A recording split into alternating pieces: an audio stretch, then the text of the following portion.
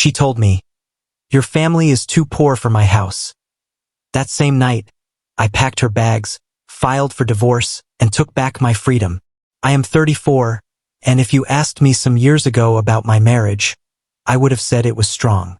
I truly believed that I had found the woman who would stand by me through everything. On the day we got married, I thought I was starting a journey that would be full of love, respect, and support. I believed we would build a home where we could laugh together, share our dreams, and face life as a team. But I was wrong, and I could not have imagined how things would turn out. First, everything looked fine. We had our normal fights, but we also had happy moments. From the outside, people would have thought our marriage was perfectly normal. But slowly, I started to notice small things that did not feel right. They were not big problems at first, but little signs that something was wrong. I tried to ignore them, thinking they would go away with time. But instead, they became bigger and bigger until I could not pretend anymore.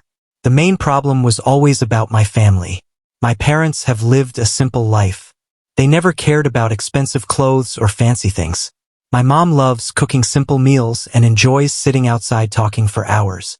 My dad spent his life working hard with his hands and always helped people without asking for anything back.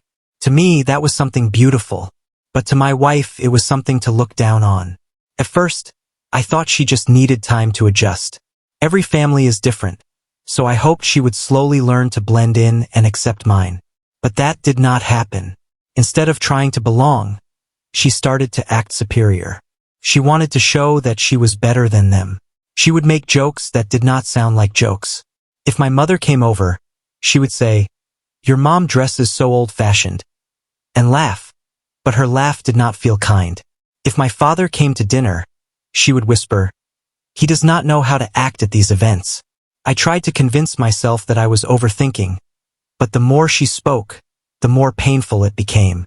One night we had dinner at my parents' house. My mother spent the whole day cooking different dishes, wanting to make us feel loved. My wife ate only a few bites. On the way home, she looked at me and said, "Your mom does not know how to cook. Her food is so plain." That night, I could not sleep. I stared at the ceiling and felt torn apart. I wanted to defend my parents, but instead, I stayed quiet, and that silence became my biggest regret. From then on, her attitude got worse. At family gatherings, she would sit in the corner with her phone and refuse to talk. When my parents gave us gifts like clothes or dishes, she smiled in front of them but later threw the gifts into the closet without using them. Every small action showed how little she respected them. One afternoon, my dad came to help fix something at our house. He was sweating, his hands dirty, but he smiled the whole time. After he left, my wife said coldly, "Why do you let him meddle? We do not live in his old world anymore." Her words hurt more than she knew. My dad had given everything for me, and hearing her talk like that cut deep into my heart. Still, I tried to excuse her. I told myself she was stressed or did not mean it that way.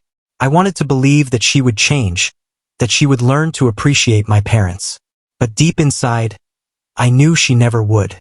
Her behavior was not temporary. It was who she truly was. And then came the night when she finally showed me her real face. No more hidden comments. No more quiet insults. That night, she spoke words that changed everything forever. That night, she looked at me with a cold face and said the words that still echo in my head. She said, "Your family is too poor for this house. They do not belong here. And honestly, you are not much better." For a moment, I just sat there, staring at her, wondering if I heard it right. My heart felt heavy, and my chest tightened. I had always known she looked down on my parents, but hearing it said out loud, so openly, broke something inside me. I did not shout at her. I did not start a fight. Instead, I felt a calm that I cannot fully explain. It was like my heart finally accepted the truth that my mind had been avoiding for years. I realized that this was not a marriage built on love or respect. This was a marriage where she wanted to control, to belittle, and to pretend she was above everyone around her. And I knew right then that I could not spend the rest of my life with a person who spoke about my family like they were dirt. So that same night, while she slept in the bedroom, I sat alone in the living room and thought about everything. Every small comment, every dismissive look, every time she made me feel ashamed of the people who raised me. And I made my decision. There was no more room for doubt. I was done. The next morning, I woke up early. I did not argue. I did not ask for an explanation. I simply took out a bag and started packing her things. When she walked into the room and saw me folding her clothes into the suitcase, she looked shocked.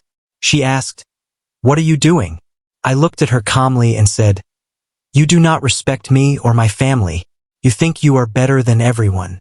I am not going to live like this anymore. You can leave." Her eyes grew wide, and for the first time, she did not have a clever comment or a cruel joke. She just stood there, speechless. She tried to argue, of course. She said I was overreacting. She said I was making a big mistake. But for once, I did not listen to her words. I had spent too long believing her lies, too long making excuses for her behavior. That day, I took back my power. I closed the suitcase, carried it to the door, and told her to go. The very next morning, I went to the court and filed for divorce. I did not wait. I did not hesitate. I wanted to free myself before she could twist my mind again. The papers were filed, and for the first time in years, I felt a sense of peace. It was not easy to end something that I once believed would last forever. But I knew deep down that letting her go was the only way to save myself. Now, when I look back, I do not feel anger anymore. I feel relief. I am free from a woman who never valued me or the people I love most. I am free to live a life where I can be proud of my family instead of ashamed. I am free to build a future where love means respect and not control. And that is how my marriage ended. Not with a big fight, not with shouting or tears, but with calm decisions made after years of pain. She showed me who she was, and I finally chose myself instead. After she left, the house felt different. It was quiet, but not the heavy kind of quiet that makes you feel lonely. It was the kind of quiet that brings peace. I walked around each room and realized how much I had been carrying on my shoulders. I had been living in a place that looked like home but never truly felt like one. Because love without respect can never be real love. In the days that followed, she tried to call me many times. She sent messages saying she was sorry, saying that she did not mean what she said. But deep down, I knew better. I knew that those words were not a mistake. They were her truth, the way she truly felt about me and about my family. If I had allowed her back into my life, it would only be a matter of time before she hurt me again. So, I ignored the calls, deleted the messages, and focused on moving forward. My parents were shocked when I finally told them everything. At first, they felt sad, blaming themselves, thinking they might have done something wrong. But I took their hands and said, "You did nothing wrong. You loved me in the purest way." She could not see that because she never knew the value of true love. I watched tears fill my mother's eyes, but this time, they were tears of relief. She finally understood that I was free from someone who had treated us all like we were less than her. Months passed, and slowly, I felt myself becoming lighter.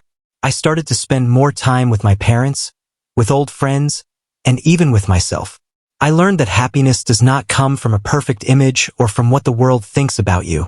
Happiness comes from being surrounded by people who respect you, who accept you, and who stand beside you no matter what. Looking back now, I do not regret ending it the way I did. Filing for divorce, packing her bags, and asking her to leave was not just about ending a marriage. It was about choosing myself, choosing my peace, and choosing to honor the family who raised me with love. If there is one lesson I took from this painful chapter of my life, it is this. Never stay with someone who makes you feel small. Love should lift you up, not break you down. And respect should never be negotiable. So yes, she told me my family was too poor for her house. But what she forgot was that wealth is not measured by the size of a home or the price of a dress. True wealth is having a family that stands together, and a heart that knows its worth. And that is something she will never have.